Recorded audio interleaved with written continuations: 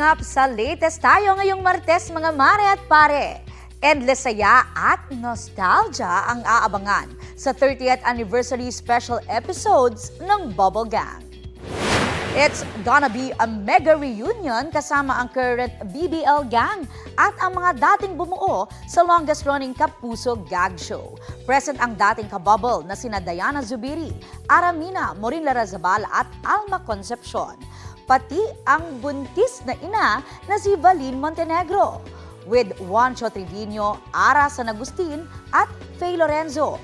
Makakasama rin as guests sina Rian Ramos, Kelvin Miranda, Ay de las Alas, Esnir, Jillian Ward at ang special guest na si Meme Vice Ganda.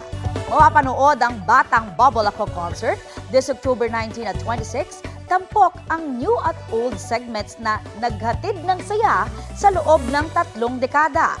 Isa sa mga dapat abangan, ang iconic character na bubuhayin muli ng balik bubble din na si Ogie Alcacid. Si comedy genius Michael V naging emosyonal sa reunion ng mga dating nakatrabaho.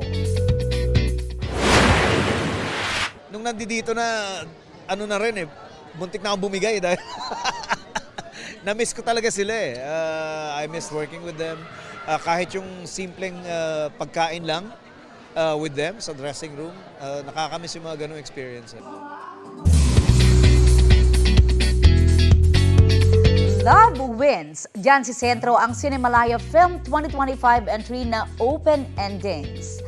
Bida riyan, sina Kapuso stars Clea Pineda at Jasmine Curtis Smith. Umiikot daw ang kwento nito sa ex-girlfriends na naging instant best friends. Share ni Clea, dapat mapanood ng viewers ang film para malaman kung bakit Open Endings ang title nito.